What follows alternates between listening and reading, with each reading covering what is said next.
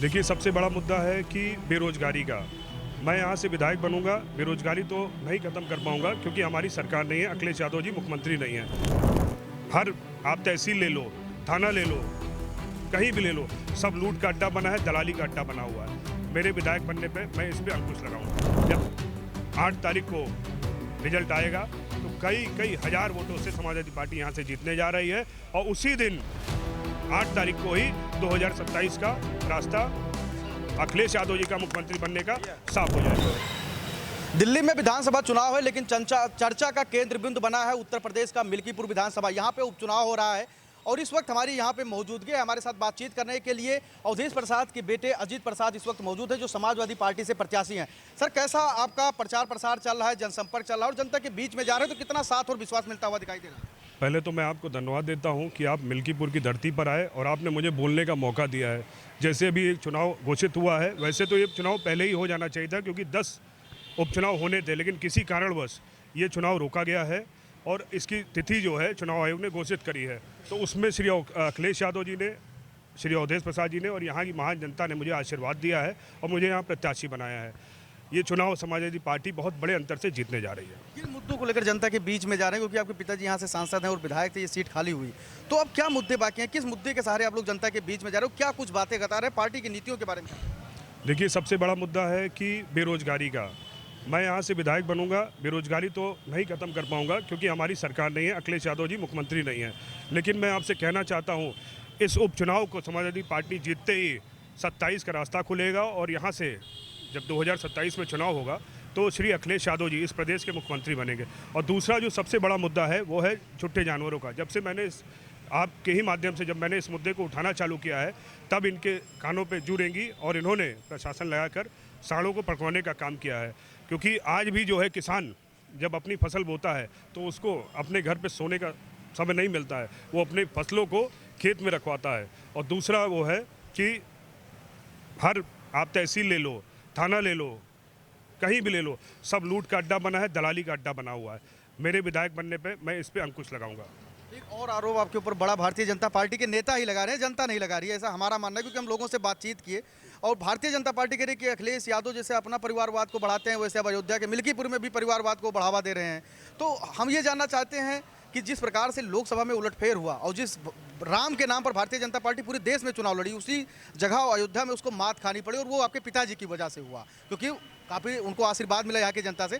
तो क्या ऐसा हुआ कि परिवारवाद को बढ़ावा दिया गया या फिर इस तरीके की चीज़ें बनी कि अखिलेश यादव को मजबूरन अजीत प्रसाद को टिकट देना पड़ा?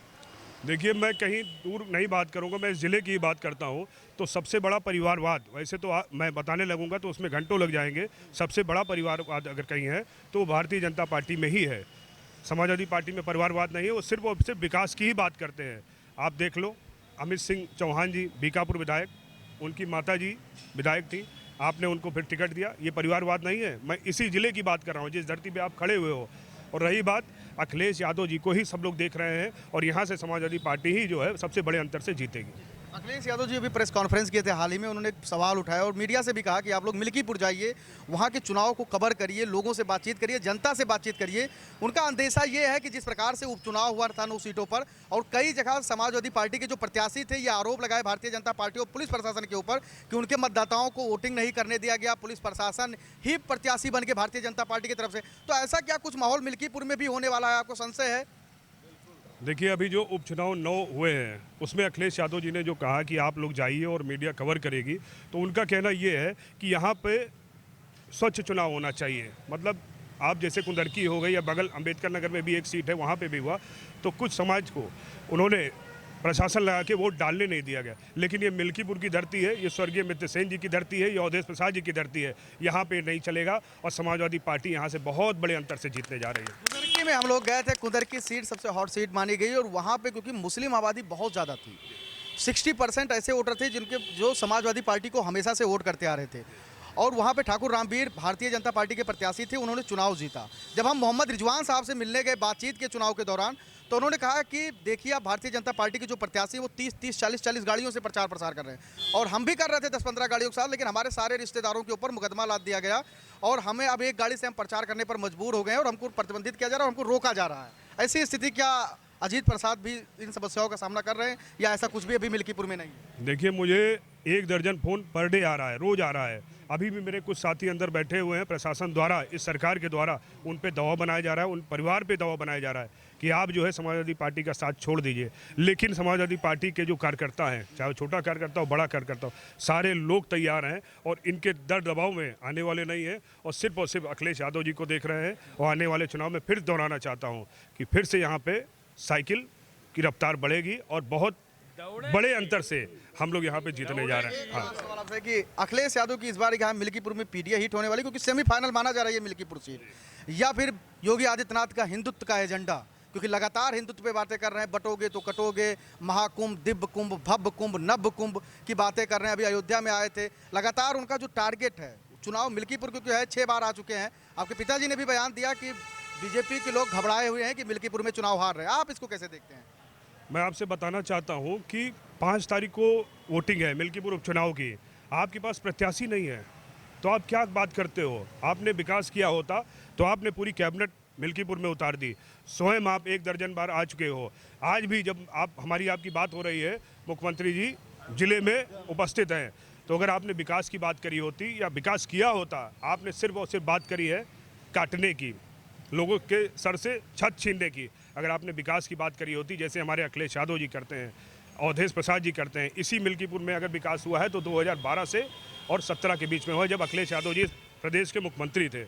तो वो छलावा सब समझ चुकी है मिल्कीपुर की जनता। और यहाँ पर फिर से मैं कहना चाहता हूँ, यहाँ से साइकिल की रफ्तार बहुत तेजी से, और हम लोग कई हजार वोट से दलित तगड़ा सब आपके साथ आ रहे हैं। बिल्कुल बिल्कुल सर्व समाज हमारे साथ है। जीत को लेकर कितना आश्वस्त हैं? जो जीत को लेकर कितना आश्वस्त हैं अजीत जी? कितना लगता है कितने बड़े मार्जिन से इस बार यहाँ पे चुनाव जीतेंगे? देखिए, मैं आपसे बताना चाहता हूँ, समाजवादी पार्टी मिल्कीपुर उपचुनाव में जब 8 तारीख को रिजल्ट आएगा तो कई हजार वोटों से समाजवादी पार्टी यहाँ से जीतने जा रही है। और उसी दिन 8 तारीख को ही 2027 का रास्ता अखिलेश यादव जी का मुख्यमंत्री बनने का साफ हो जाएगा। एक चीज मैं बोलना अखिलेश यादव जिंदाबाद जिंदाबाद। हम 500 भैया एक मिनट, हम 500 लोग अपनी गाड़ी का टोल प्लाजा माफ कराने के लिए आरटीओ प्रशासन को रिपोर्ट दिए थे। 600 रुपये गाड़ियों को टोल वसूला जा रहा था। उसके बाद मैं सांसद के पास गया, लल्लू सिंह, उन्होंने कहा टोल प्लाजा कोई नहीं माफ करा सकता है। उसके बाद हम सारे लोग इनके पिताजी के पास आए, अवधेश जी के पास, और बुलाए पूरा मैनेजमेंट भाग के आया। उन्होंने कहा कि टोल प्लाजा ये लोग 100 रुपये देने के लिए कह रहे हैं, आप लोन ले रहे हो या हम साइड से सड़क निकलवा दे विधायक से। तो आप बताइए, गरीब जनता का 66 रुपये, इन्होंने 3000 के पिताजी 3000 टोल प्लाजा कराया। तो गरीब जनता इन्हीं के साथ है और रहेगी। तो आप देख सकते हैं कि यहाँ अजीत प्रसाद जी से बातचीत कर रहे थे और जानने की कोशिश कर रहे थे कि किस जनाधार, किस बेस पे वो जनता के बीच में जा रहे हैं। उन्होंने साफ तौर पे कहा कि इस बार हम जनता के मुद्दों को लेकर जनता के बीच में जा रहे हैं और एक बार फिर से यहाँ पे समाजवादी पार्टी की साइकिल पूरी रफ्तार के साथ दौड़ने वाली है। कैमरा पर्सन शिवांशु के साथ मैं संजय पांडे, फिल्मी टेक्स, मिल्कीपुर।